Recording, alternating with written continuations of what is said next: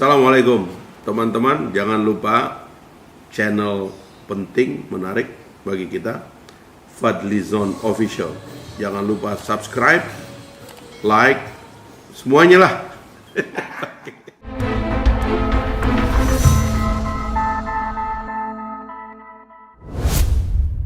Terima kasih. Assalamualaikum warahmatullahi wabarakatuh. Salam sejahtera bagi kita semua. Para hadirin yang banyak sekali, tokoh-tokoh yang hadir di tempat ini, wabil khusus Pak Fadli sebagai Sahibul Bait. Waktu saya diundang untuk datang ke acara ini, saya mengerti bahwa ini seperti seolah-olah sebuah acara sederhana, tetapi di dalamnya pasti punya makna yang besar. Dan tadi sudah dijabarkan secara hampir lengkap. Pengajuan satu pertanyaan besar, ya. Ketika kita sudah mendengar ada sayup-sayup daerah yang ingin referendum, ya, ada kegelisahan bahwa pemerintahan ini merasa mencurangi satu kelompok masyarakat, mendelegitimasi aktor-aktor penting dalam sejarah kita, ulama, habaib, dan sebagainya. Maka ada pertanyaan, ada kegelisahan yang muncul sampai pada level apakah kita masih mungkin untuk bersatu sebagai sebuah bangsa. Karena itu saya kira hari ini menjadi penting untuk dirayakan, meskipun peringatan Hari Lahir Pancasila 1 Juni ini kan baru agak diramaikan. Sebenarnya kalau saya membacanya, ada keinginan untuk melawan tesis 30 September. Karena Pak Harto terlalu kuat merayakan Hari Kesaktian Pancasila, dan itu konotasinya anti komunis, begitu. Maka ada sekelompok orang yang mencoba memperkuat perayaan hari ini, ya. Seolah-olah pidato Bung Karno itu adalah keseluruhannya, gitu. Padahal kalau kita lihat suasana sidangnya kan Bung Karno paling jarang duduk di situ.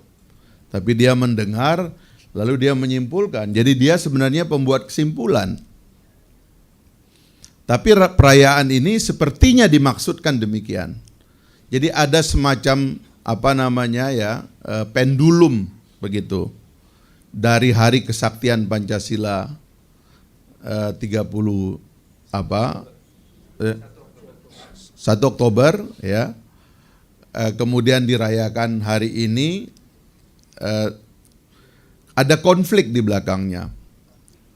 Saya berkali-kali mencoba membaca ini konfliknya apa sebenarnya gitu. Sebagai anak muda yang hanya membaca sejarah, sebagiannya tidak kita alami, memang sebagian kita baca di lapangan.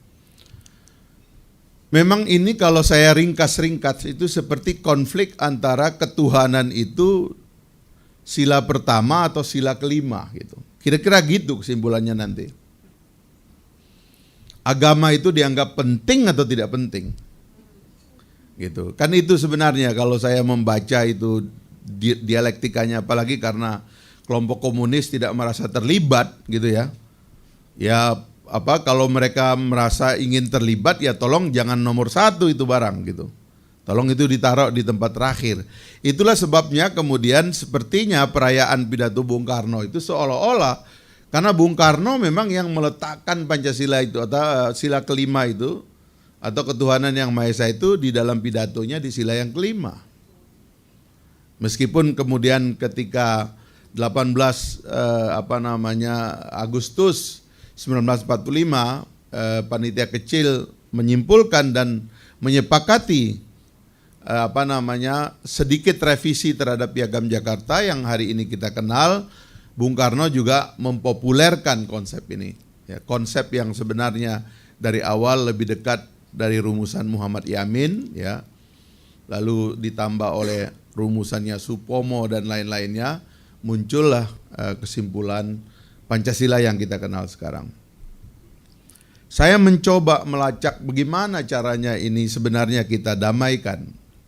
supaya kita ini tidak terus-menerus diadu domba tentang ini begitu. Tadi Pak Fadli sudah menguraikan bagaimana kalau ini tidak kita genggam kembali itu bisa berbahaya. Kan kalau kita baca sejarah sebenarnya kan, timeline sejarah Indonesia ini prasejarah, zaman kerajaan, zaman kolonial, kemudian zaman Indonesia merdeka, ya kan, Orde Lama, Orde Baru, reformasi sampai sekarang. Itu kan kalau kita baca mulai dari prasejarah lalu masuk ke zaman kerajaan-kerajaan, kan tiba-tiba ada konversi dari kerajaan Hindu-Buddha menjadi kerajaan Islam. Dan yang terakhir sebagai bentuk negara-negara kecil itu adalah kesultanan-kesultanan di Indonesia itu yang mayoritas adalah kesultanan Islam. Itulah yang menjelaskan kenapa airport kita itu namanya kan sultan-sultan. Ya, di Sumbawa itu ada 3 airport itu. Ada Sultan Salahuddin, ya kan, Sultan Kaharuddin. Cuman 2 airport itu yang terkenal karena yang di Dompu itu ditutup, tapi ini kesultanan Islam semua. Sultan Hasanuddin di Makassar, Sultan Babullah itu di Ternate, semua itu menjadi nama airport sampai ke Aceh sana, Sultan Malikus Saleh dan seterusnya itu di kota-kota kecil, di Loksmawi dan sebagainya itu. Itu nama-nama sultan karena memang semenanjung Melayu ini kemudian menjadi semenanjung Islam. Ya. Nah, pada zaman kemerdekaan atau pada zaman perjuangan kemerdekaan, sultan ini bersama aparat-aparatnya dan ulama-ulama habaib yang menjadi konsultan dari raja-raja itu namanya habaib-habaib. Itu adalah konsultannya raja-raja, penasehatnya. Mereka inilah yang kemudian menggerakkan perjuangan mengusir penjajah. Kalau harus berjuang, raja nggak bisa memberikan komando untuk berperang. Yang bisa memberikan komando berperang itu adalah para ulama. Karena hanya fatwa ulama yang membuat orang tuh mau mengorbankan jiwa raga. Dan seluruh perang-perang kita ini sebenarnya nggak ada SK-nya, nggak ada anggarannya, nggak ada undang-undangnya. Ini semua adalah fatwa ulama. Itulah sebabnya kemudian antara agama dan negara itu kemudian menjadi dekat dalam zaman-zaman itu. Nah, tetapi begitu kita kemudian masuki fase kemerdekaan, kita mencari format baru dalam bentuk republik. Dan kita memblend ya kesultanan-kesultanan dan sebagainya itu menjadi satu. Kalau format di Malaysia nanti bentuknya itu federasi. Itulah sebabnya sultan-sultan Islam itu di Johor, di Melaka, di Negeri Sembilan dan sebagainya itu masih ada mereka. Mereka masih punya power. Di kita ini kan di blend dan bahkan kayak dicampakkan. Kalau kita ketemu dengan sultan-sultan di daerah, kami ini ditipu. Ya mohon maaf, orang Aceh itu masih merasa ditipu sampai hari ini. Ya. Kalau nggak jujur, kalau nggak percaya itu nggak jujur aja itu masih merasa ditipu. Udah otsus pun masih merasa ditipu. Apalagi yang nggak otsus, diem aja tuh ngerenggut mereka. Pergi aja ke anak keturunannya Sultan Tidore, Sultan Ternate itu masih merenggut itu. Sultan-sultan ini nggak ada ininya posisinya. Sultan Sumbawa pegawai BUMN, ya. Sultan Tidore itu kepala dinas pariwisata Kota Tidore. Ya sekarang alhamdulillah terpilih jadi anggota DPD itu. Sultan Jogja masih gubernur. Nah, Sultan Jogja yang agak mendingan lah ya. Paling tidak harusnya kayak Sultan Jogja begitu ya penghormatannya. Nah lalu ini ada buku Reclef itu Pak Fadli saya baca itu. Dari mana itu The Idea of Indonesia? Elson juga menulis itu.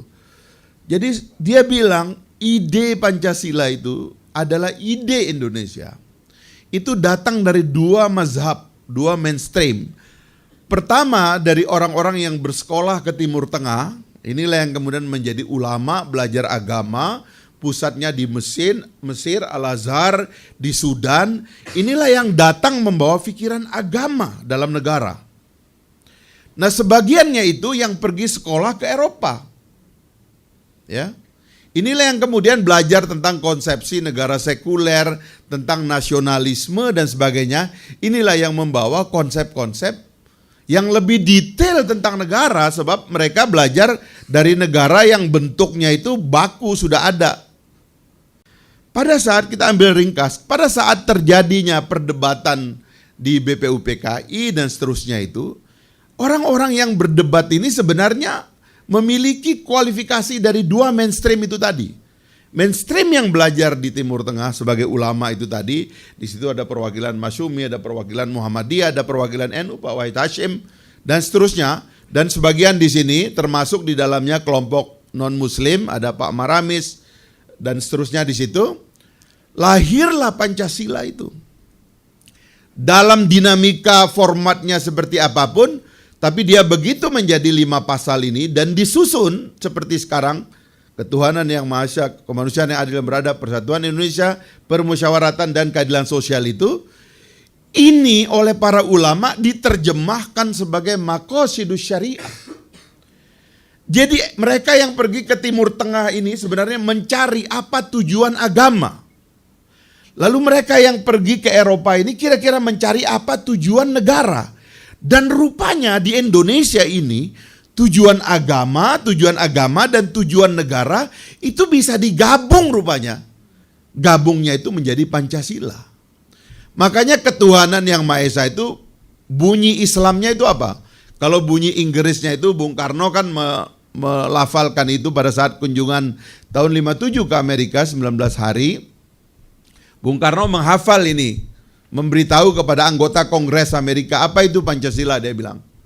Karena dia bilang banyak anggota Kongres Amerika bertanya, why is your country dengan begitu banyak perbedaan, ribuan suku, ribuan bahasa, dia bilang begitu, ribuan pulau, dia bilang Mr. President can come to a nation. Dia cerita karena kami semua, dia bilang, sampai pada satu kesimpulan yang disebut dengan Pancasila, kata Bung Karno. 5 pillars. Nomor 1 dia bilang believe in God. Begitu dia bilang believe in God itu dalam suasana anti komunis kan waktu itu tepuk tangannya luar biasa anggota Kongres. Standing applause. Kemudian dia bilang humanity. Ketiga kemudian dia bilang unity. Kemudian keempat demokrasi. Dan yang kelima dia bilang social justice. Wah, itu orang luar biasa senangnya. Tetapi kalau kita cari nama Islamnya, ketuhanan yang Maha Esa itu namanya Hifzuddin. Itu maqasidus syariah, itu tujuan agama. Jadi ada hifzun nafas, ada hifzul aql, hifzul mal dan sebagainya, itu semua tujuan agama itu rupanya juga adalah tujuan Pancasila. Karena itu Pancasila itu dengan agama itu nggak bisa dibantah, itu kuat sekali. Nah, sekarang kita kembali kepada tesis tadi yang Pak Fadli sudah sampaikan ini. Problemnya sekarang dalam perasaan saya, ada di antara kita ini yang nggak mau, belum bisa atau belum mau menerima sejarah dari Pancasila ini apa adanya. Misalnya Pancasila sebagai jalan agama. Ada yang nggak mau. Saya sering mengatakan di mana-mana, kenapa Timur Tengah itu gagal jadi negara? Orang Islam ini susah diajak bernegara. Susah. Orang Islam ini paling gampang diajak memberontak. Orang Islam itu kan baca Al-Quran. Al-Quran itu imamuna. Dalam Islam itu Al-Quran adalah imamku. Jadi kalau orang Islam itu baca Al-Quran, itu seperti mendapat perintah langsung. Dan dia nggak mau ada negara yang menjembatani ini. Nggak gampang itu ngajak orang Islam masuk negara. Wa qatiluhum hatta la takuna fitnah. Kalau Qur'annya bilang begitu, dan perangilah mereka sampai nggak ada fitnah. Perang orang itu.